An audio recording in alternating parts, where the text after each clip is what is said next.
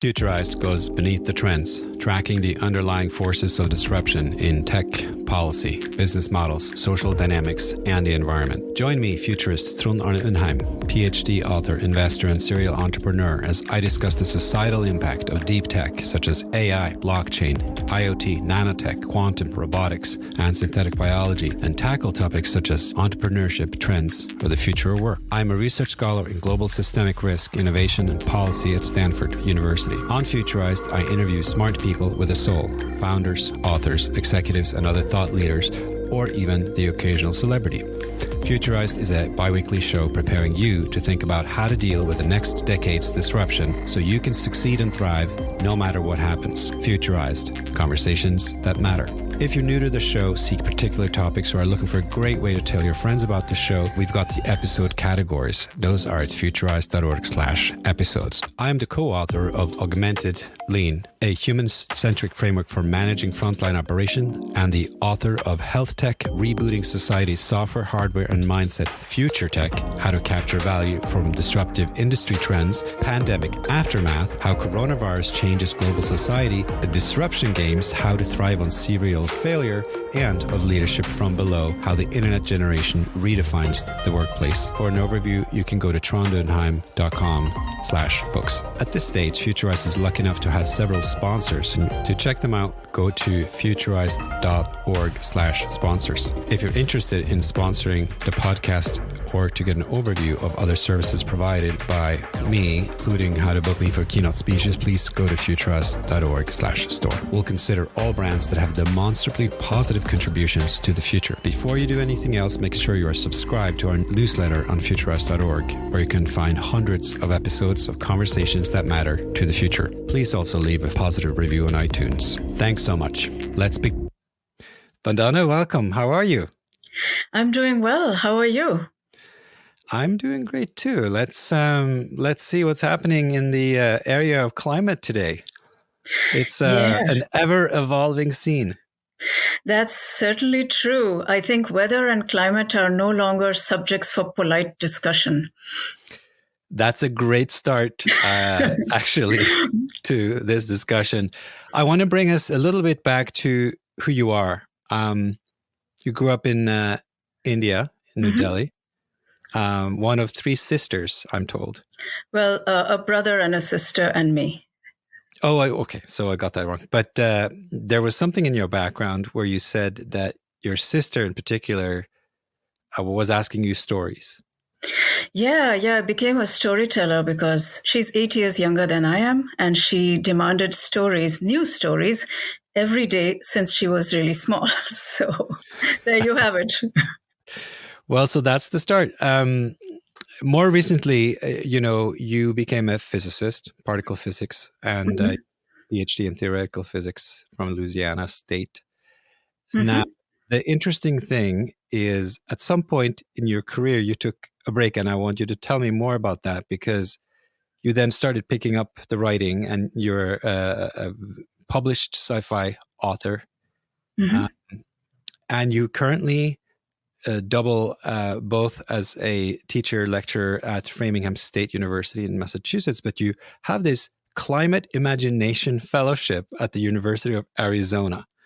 Now, so I guess my question is, how do you combine physics and literature in this way, and how did that happen? Do you attribute it all to your sister? Well, actually, I owe a number of people for the way I was raised, in a way, to be sensitive to the world, to the entire spectrum of human knowledge and experience. So I always loved the sciences, but, in my family of aunts, uncles, grandparents, parents, siblings, cousins, there was... there's so many different disciplines were represented, disproportionately economics, interestingly enough, but also, there were discussions about religion, about politics. My grandmother had taken part in the independence struggle against British rule. And there were also, discussions about society and about knowledge, seeking knowledge being a noble thing to do. And about inner worth being not to do with your material possessions, but with who you are and what you could give to the world. So it was a very rich environment for me. And I kind of, the way kids do, absorbed everything. I was told stories by my mother and my paternal grandmother and heard stories all the time around me, real life ones and fantastical ones and whatnot. So, and at the same time, it seemed to me that nature has stories to tell. And so, both my brother and I got really interested in the sciences. So that's kind of how it all got mixed up, I guess, in my head. Well, you told me, and this was a wonderful phrase, you said you had a Renaissance upbringing. Mm-hmm. So it was a mix of stories and science and literature and a little bit of everything. You were stimulated to do so many things. Yes, indeed, I was. Is that kind of how you model your teaching now? Because we'll get into this, because it's not just imagination that you have centered on here, but it is a whole sort of new way of thinking about teaching climate and the importance of teaching climate, in a physics context, but, far beyond. So I'm just curious, about that. Mm-hmm. Well, I think that I took a 10-year gap from academia, and it was kind of forced upon me because of circumstances. But nevertheless, it was a very important period for me to reflect on the world. I think when you're inside a field or inside a particular career or whatever, there's a kind of bubble that grows around you, and that bubble becomes your reality, right? So being forced outside that bubble helped me to think about physics itself, but also the world at large, got me into writing fiction, got me into thinking about the environment, which was something I'd always been interested in. And then, years later, I found myself, in a teaching university, a wonderful, lively public university, where I could apply all that thinking, all that reflection to this very new and very terrifying, new to me at that time, terrifying problem of climate change. And I realized that I had an ethical duty to my students because they weren't learning anything about climate change or climate science or, other than information, which was often misinformation in the public sphere. And they were the ones who were going to be impacted disproportionately more than people of my generation. So I felt a kind of ethical imperative to first teach myself some basic climate science, and then secondly, to teach it in my physics classes, all my general physics classes at any rate. And so that's how I set out on this journey. And my first attempts were actually pretty sad failures, but I learned from them. So, yeah. But before we get to how you now teach it, I was just curious, how is climate change taught these days? If you think about what you were, I guess, expected to do or what you immediately were faced with. So you're teaching physics at a teaching university. What does that consist of, and where does climate change typically come in that process? Yeah, well, physics is taught. The standard way of teaching physics is that you give a lecture and students receive the knowledge, you give them practice in the material so that they become, good at the basics that informs the field. And as to how it's generally taught, well, in general, climate change is still taught as mostly a scientific technical subject. So you'll see it in earth science courses mostly. So students have to typically choose an earth science or environment course to learn about climate science. And if they happen not to choose it, then they don't learn about it. And it has also been taught in geography courses, in some social science courses as well. But again, they need not necessarily cross the bridge to the science of it. They may do it in their own contexts. So I guess what I'm trying to say is that teaching climate change is still very science and technology focused, but also very compartmentalized by discipline. And there's no holistic understanding of it.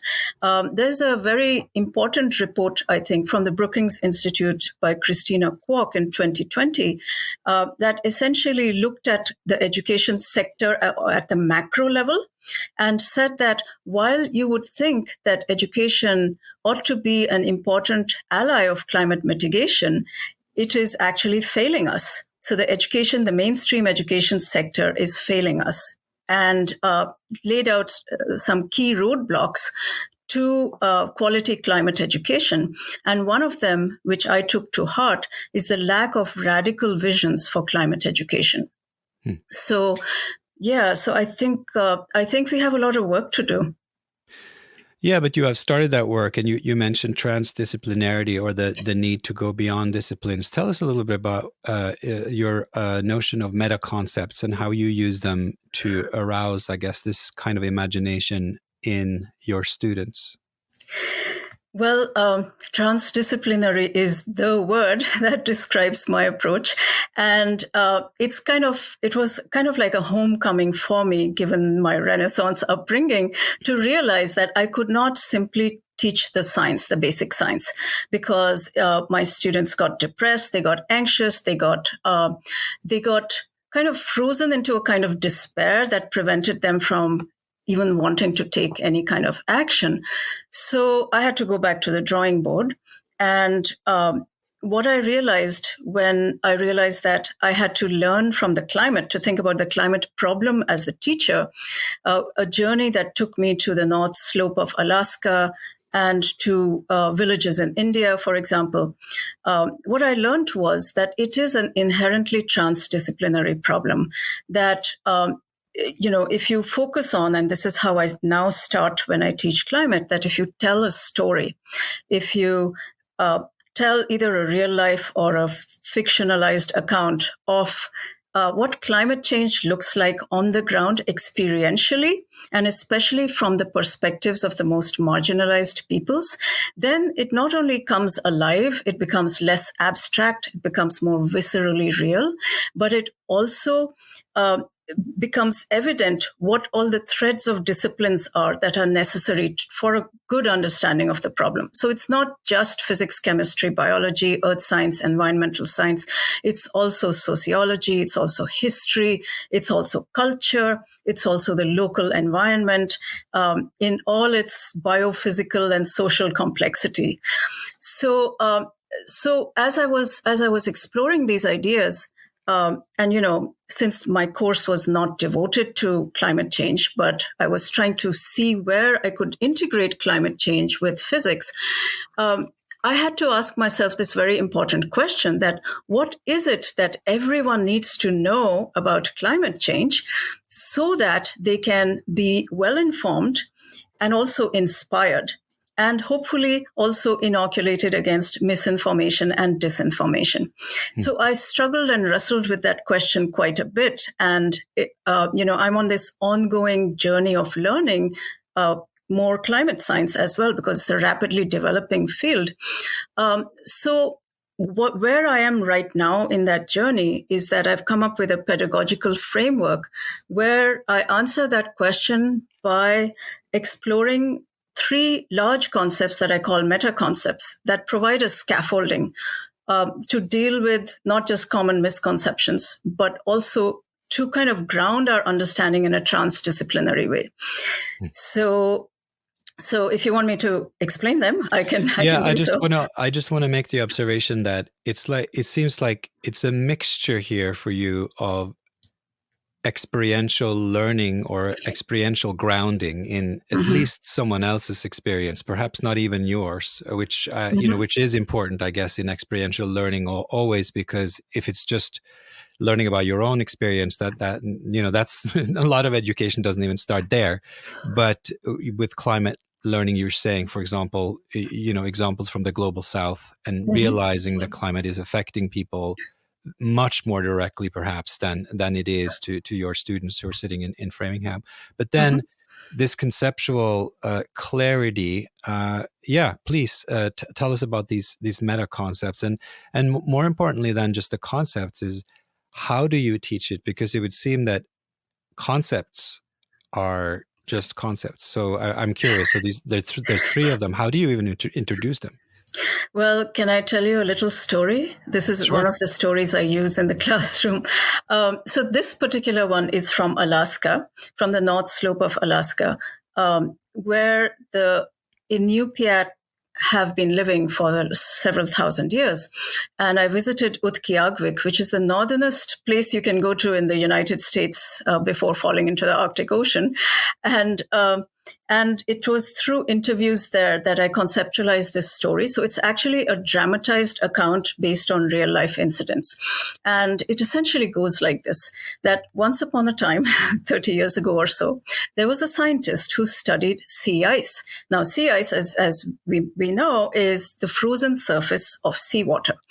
And this scientist went to Utqiagvik with a team to study the sea ice. And as he and his team were walking across the sea ice from the shore, in the fall and winter, the sea ice is pretty thick, so you can actually walk across it. They were walking across to the liquid ocean boundary. And as they approached that boundary, intending to set up camp and study the sea ice, the native elder who was their guide said to them, "You have to get off the ice right now, turn around right now."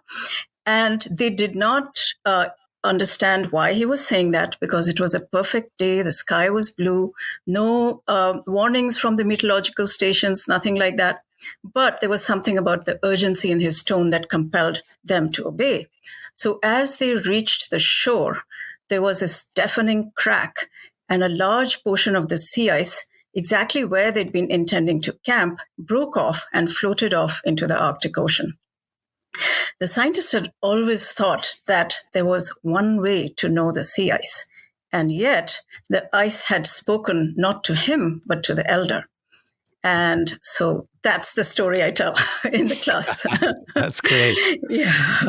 So, you have rehearsed this a little with me, so I already know that there's three concepts. I'm curious, those three concepts, the interesting thing for me about them, apart from which that they are much broader than this obsession right now about carbon. Mm-hmm. I want you to maybe just briefly explain these three concepts, and also to most people who are, I guess, getting on to this idea that carbon is a big issue. It is very interesting to me that you don't start there. You start with a much larger set of systemic forces that are, not to reveal much, but they are in some sort of imbalance, and that's what I want you to explain, briefly. Yeah, well, I'll try to be brief. If we start with what the kinds of questions that arise from this story I just told you, it leads naturally to an exploration of sea ice and what's happening to it. So normally before 1980s or so is when the satellite observations were made, and we found that sea ice was shrinking and is continuing to shrink rapidly in area and mass. And that's because of an imbalance, because the processes that add sea ice to the Arctic are now much slower than the processes that remove sea ice from the Arctic, and which has to do with increased global heating. And that imbalance, which is exacerbating the loss of sea ice, is connected to global imbalances. So, for instance, the carbon cycle imbalance, because carbon dioxide in the atmosphere is rising, and that's because processes that add CO2 to the atmosphere are acting faster than processes that remove CO2 from the atmosphere. So there's a dynamic imbalance in the system that manifests both on a planetary scale and on a local scale, for example, in the context of the Arctic. So, and that causes an energy imbalance, and that's why the Earth is heating up. So understanding the balance in this sense and imbalance, its opposite, is crucial to understanding what's happening to our climatic systems and our biophysical systems. So, we can also understand it in the sense of, if I in a very simple way, if I stand on the toes of one foot and try to balance myself, I sway up and down, but I can recover my balance more or less. But if I lose my balance, then, I'm on my way to falling towards the floor, towards a new state of balance. And on my way there, I'm in a state of imbalance or change. So how is that relatable to the climate context? Well, if I think about it this way, that the systems that are in balance, if they can go into imbalance, then you must cross a limit or a threshold. And as we do that, because, as I'm swaying back and forth, standing on the toes of one foot, I can recover my balance more or less. But if somebody tugs at my arm just a little bit, then I'm committed to change in one direction, and then I can't recover my balance. And that's what's happened to the carbon cycle. That's what's happened to the energy balance, and so on and so forth. And so this idea of critical thresholds is really important. And at the global scale, they manifest as what are now called planetary boundaries. And there are 9 of them that have been identified, of which we have crossed 5, and climate change is one of them. And this planetary boundaries framework is a work in progress, but it's very, very interesting. And one of the things it does is to point out exactly what you just said, that the problem is not just carbon. So if we look at the 5 transgressed boundaries, it's climate change, of course. So that's the carbon cycle being messed up. There's also the nitrogen and phosphorus cycles that are way out of whack. There's biosphere integrity. We're destroying ecosystems at an unprecedented rate. We're in the Earth's 6th mass extinction. And, there's the land system use. And now we have plastic pollution. So there's all of these limits. And what this illustrates is this gets us to the root of all of these crises, or what scholars have called a polycrisis, that if you're going to find solutions to build viable futures, viable ecological and just futures, then you can't just look at carbon, reducing carbon. We absolutely have to do that, but we must also simultaneously do all of the other things to bring us back within planetary boundaries. And that means looking critically at the root causes of all of these problems. And ultimately, we are looking at an unequal distribution of power, a system that is inherently unjust. And that is what a socioeconomic globalized system, that is what we are up against. That's fascinating, because the third concept of yours, you call it complexity, but it's very interesting to think about complexity in a bigger picture, I guess, because complexity could very easily become something that you think, well, there are system scientists that think about this and it's very, very complicated. You thought science was complicated. Complexity science is like science, to a higher order of magnitude. Now everything matters. And, what are all these things? It must be almost impenetrable, I would say, to a young student to think about complexity. But now you are grounding this complexity now in, and this is what fascinates me quite a bit. So all of these 3 concepts, the balance, imbalance, the planetary boundaries, and then this complexity, you are grounding, I guess, the 3 of these concepts in this justice-centered pedagogy, you call it, basically.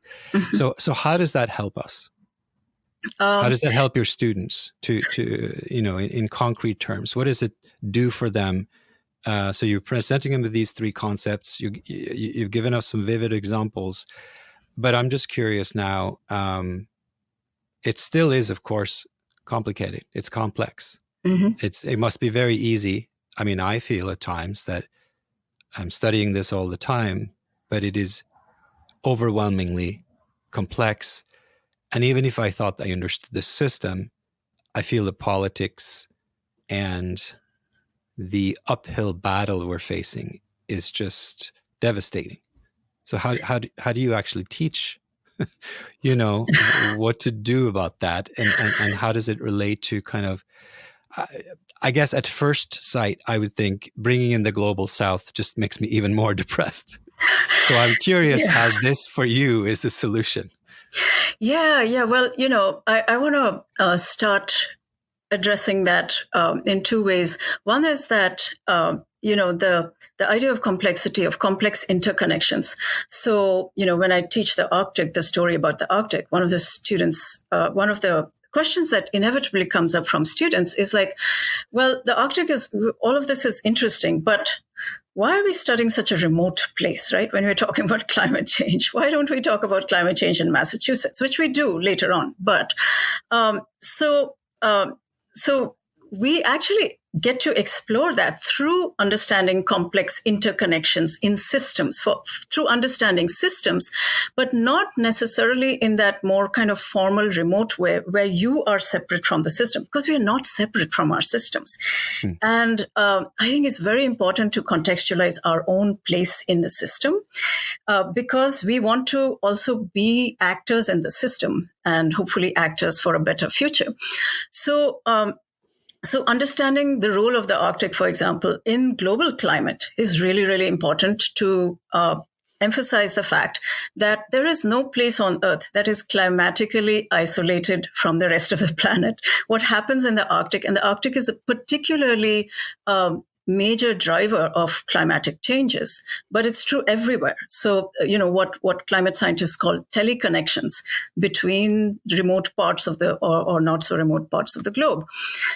So that's one thing. The other thing to think about is the fact that in modern industrialized, globalized cultures, many people are increasingly feeling alone. And so when we think about a huge, big, looming problem like climate change, the natural psychological reaction is to feel despair and to feel overwhelmed.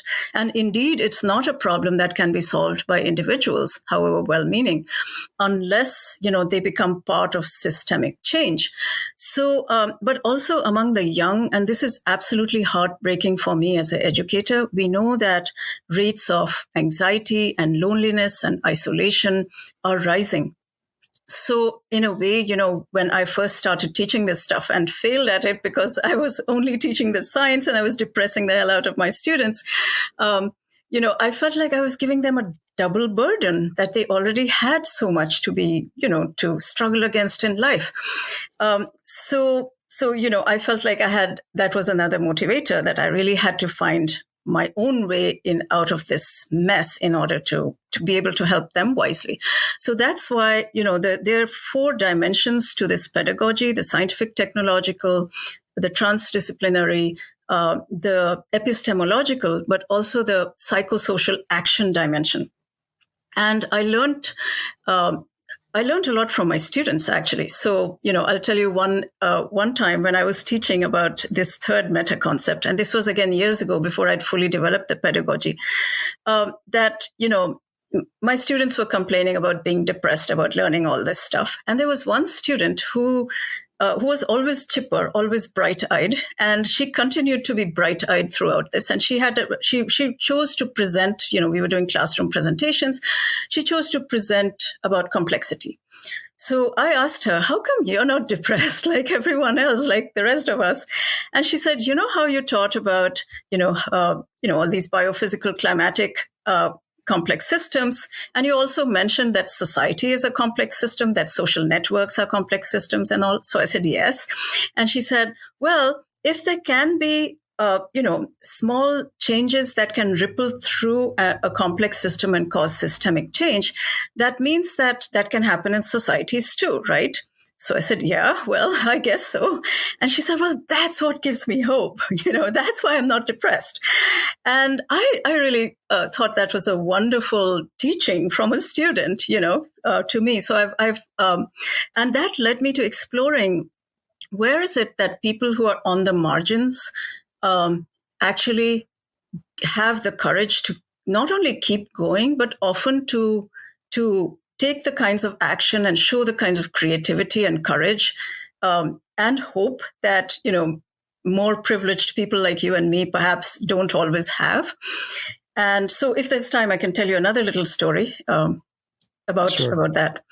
So this story is about, this is a true story from a woman in India. Her name is Parvati. She lives in a impoverished village in a region of India called Jharkhand, which is one of the most climate vulnerable regions in the country. And I know this story because I got to speak to her on the phone in 2019 when a friend of mine was visiting the area and got her access to a phone. And what she told me was that about 25 years ago, that region used to be covered with thick forests, populated with bears and tigers and all of that, relatively cool climate. And there were all these village communities that were living close to the forests or in the forests and actually thriving quite well with some agriculture, and then the forest itself giving off its produce for their well-being. And then massive deforestation started to happen for mining, for quarrying, for road building, and all of that. And many of the local forests vanished. So Parvati and other village women, about 22 years ago or so, decided they would do something about it. And they started to protect their last remaining forest of 200 hectares.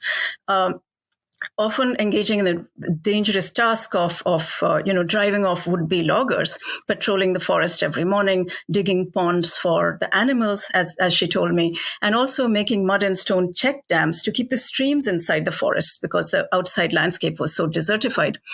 And back in 2019, when I spoke to her, she told me that the groundwater had gone up. So the agriculture, which had started failing after the deforestation, was actually recovering enough that they could actually get some yield from their crops. And not just that, but malaria had gone down. The animals were coming back, other than the tiger, and they could manage again. They could live again. They had water security and therefore food security. And she was very proud of the work that they had done. And she said, "We still do it." And she said, "Come and see what we do. Come visit with us." So, and there was so much ebullience and so much determination and positivity in her voice that I was really impressed that people, who had their backs against the wall in a sense, and this was a matter of survival for them. And this is what she had done, she and the other women.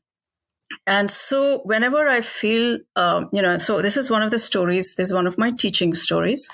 And we discuss this in the classroom. And whenever I personally feel like I'm losing courage or hope or whatever, then I remember this and I tell myself that I have to buck up and work through those difficult emotions, because you can't throw them aside. You can't pretend they're not there. You have to work through them until you get to the point where you can do the work. So it seems to me that in your approach and in many approaches that are looking at scenarios, there is this mix of positive and negative thinking about the future. You kind of needed both, because even some of the negative stuff can at least give you some clarity. But then these positive nuggets, and it seems that in your experience, these nuggets have to be real examples for people to believe them, especially if they are from far away. And that's very powerful. I wanted to maybe take our discussion towards sort of a future outlook. And I wanted to ask you, where do you see our world going?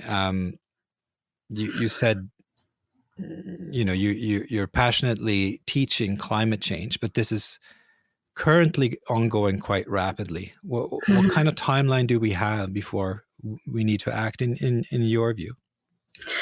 Well, I think the time to act is yesterday, but I think that we need changes on multiple timescales. We need immediate changes to ward off things that are going to be hard to reverse.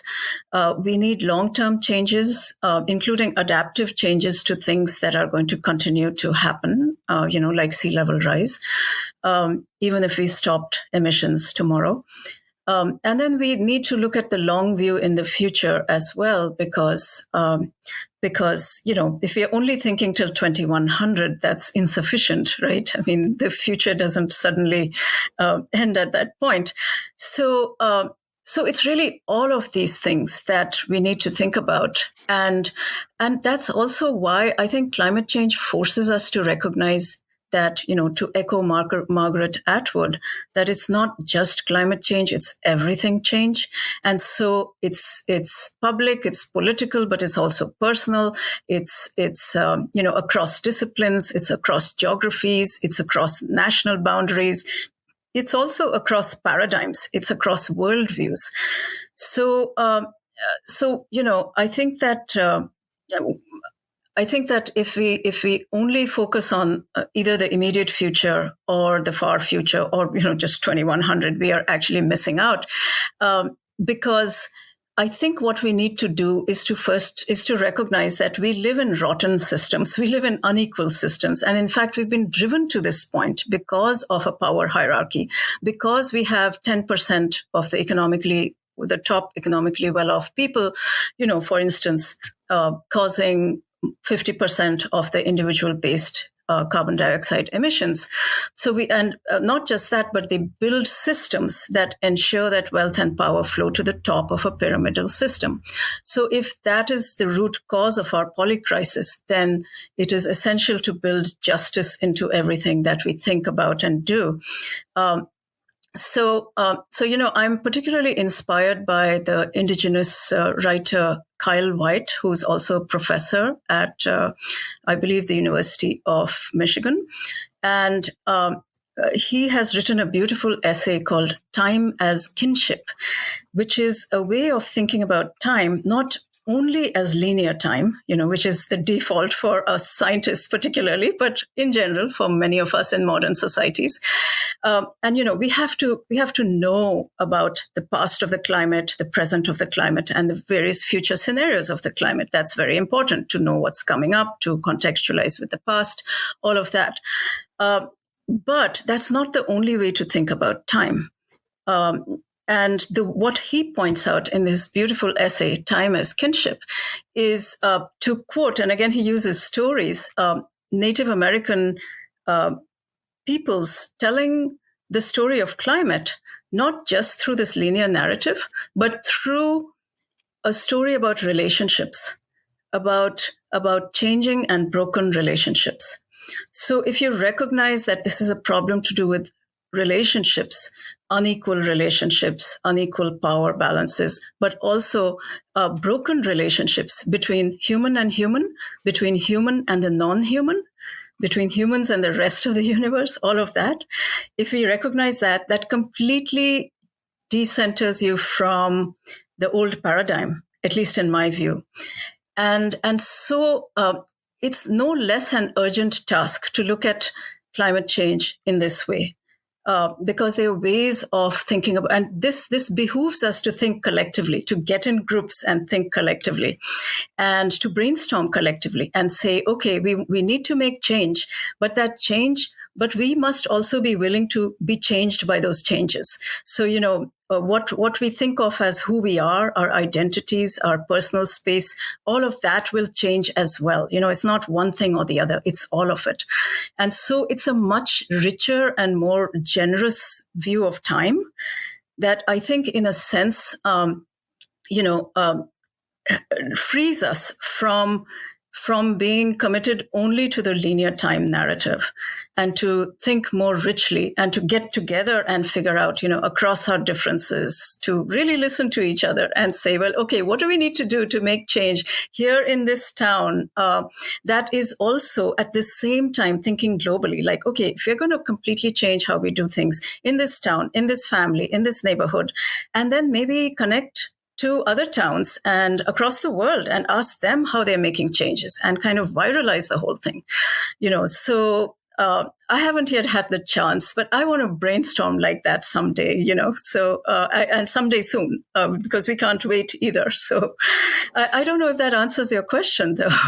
It gives me a new question, and it actually blocks my second question, because I was going to ask you to talk more about science fiction, because that was sort of, I guess, my framing for you was a mix of an educator and someone who writes sci-fi. But I realize now that your storytelling framing here is much broader than just thinking about the future, precisely for what you just said.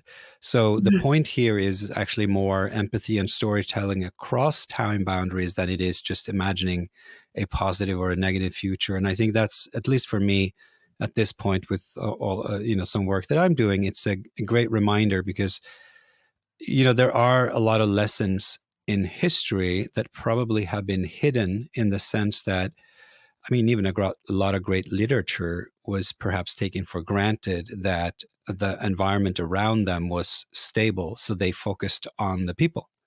And I actually want to ask a different question than sci-fi. I want to ask if, when you think back on the great literary works that you have read in the past, if those people had realized how much the natural world was going to change, do you think that we would see more nature in the great works of literature of the past? Well, as far as Anglophone literature is concerned, I think that's true. I think the person who's best qualified to talk about it is the writer Amitav Ghosh, whose book, The Nutmeg's Curse, is really, really worth reading. But also before that, his book of essays, The Great Derangement, talks about that and talks about how the form of the novel in its current form actually mimics a kind of I would say, a theory in a way of geology, which is uniformitarianism, where you assume a certain continuity in the natural world so that you can just focus on the human, but you're also making a deliberate disconnection with the rest of the natural world through ideas like human dominance over nature and so on and so forth. So he talks about that, and he talks about how colonialism spreads these ideas and so on. I do think that that's the case. In fact, that's one of the reasons why I read and write speculative fiction, because mainstream mimetic Anglophone fiction particularly basically assumes that there's nothing but humans on this planet, that, rocks and weather systems and bears and whales and so on don't exist, except as possibly a backdrop. And even then it's rare. So, I know I'm making a caricature here, but, novels about couples having, intra and intermarital affairs in New York City or something like that, with the exclusion of everything else that matters, it just seemed bizarre to me from the get-go. Ever since I was a child, growing up in Delhi, where I was surrounded by animals, even though it's a city, nevertheless, there's street dogs and wild birds and so on and so forth. It seemed very strange to me. I felt like there was something very important that was being left out. So I think what you're saying is true. And one of the great things about speculative fiction, not all speculative fiction, but a fair quantity of it, is to recognize that we live with non-humans, not just non-human living things, but the physical universe as well, and that the physical universe has things to say to us. So, I think that's a huge hole in our consciousness in modernity. Yeah, I like that. The physical environment has things to say to us, and so I guess it's about opening up and listening to all these stories that need to be told, and perhaps writing some stories and imagining some things, and perhaps even representing. Right? It's about representation. That's what you're talking about. Finding different ways to represent nature, and that, for now at least, until we figure out how even whales and dogs and animals, communicate and can translate it into, I guess, voice of humankind. We have to represent these physical and natural, and we have to represent nature ourselves, because it doesn't speak up in a way that is, I guess, universally understandable or feels irrelevant to everybody. So we need to translate in between. I guess that's what I'm reflecting on when you say these, when you make these points here.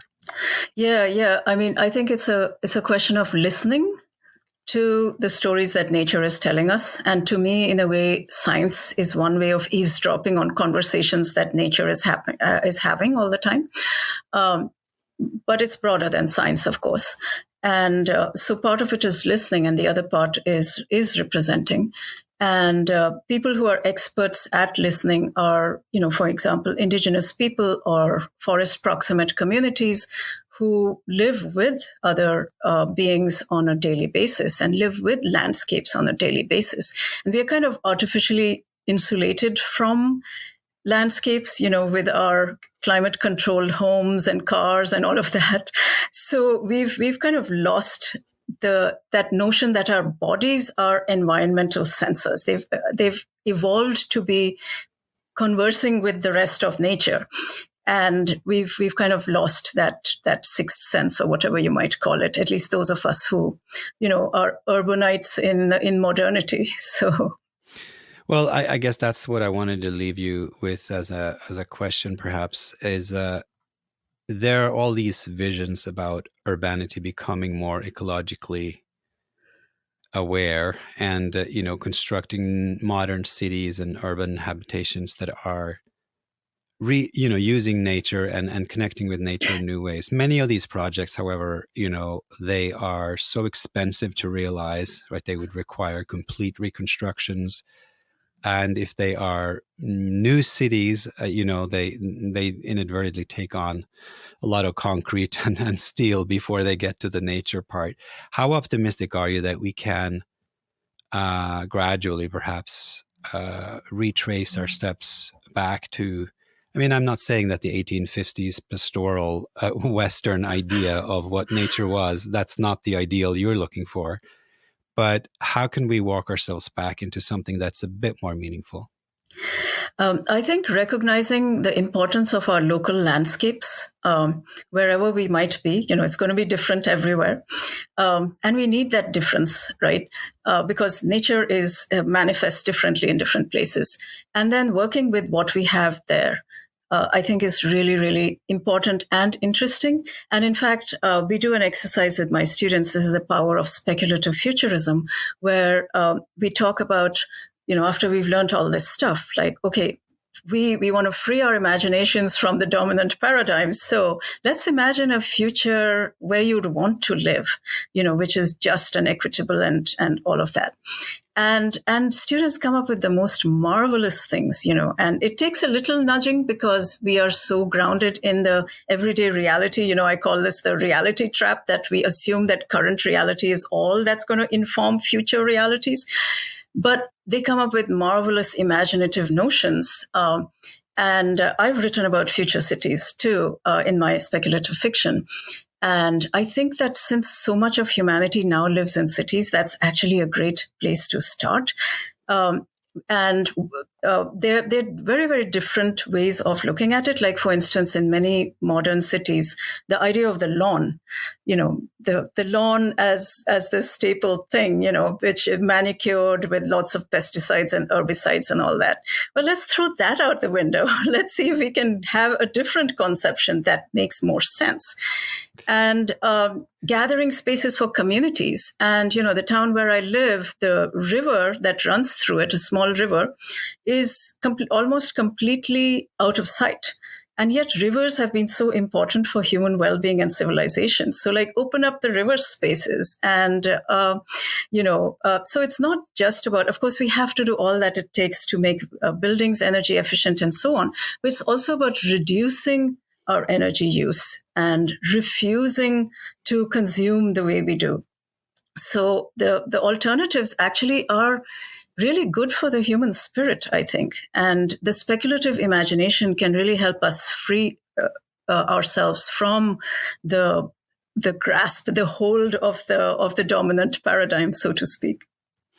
Well, I want to end there. I think that the changes that you're suggesting we embark on are good for the human spirit. I want to end there because I think that this notion of degrowth is quite damaging to motivation for many people. And I like much better this idea that there is a sense of growth even in reacting to all these things. So I thank you for that. What I would actually also call an optimism, because if something that we do here can be good and great for the human spirit, then at least not all is lost on the path of perhaps navigating ourselves away from these overstepping all these boundaries. So thank you very much for your reflections, and I hope to be reading your stuff. I think you're coming out with a story in the spring. Is that right? With Imagination Fellowship? Yeah, the Climate Imagination Fellowship from Arizona State University. That's going to, there's actually a book coming out called, I think the tentative title is The Climate Almanac. I'm not sure if it's going to change or not, but it features stories from 4 of us, Climate Imagination Fellows from around the world. And and to your point, I think that we need to think about post-growth and belonging and well-being. And that's where I hope we are going to be heading. Sounds very good to me. Thank you so much. Thank you. You have just listened to another episode of the Futurized podcast with me, Trond Arne Undheim, futurist, scholar, and author.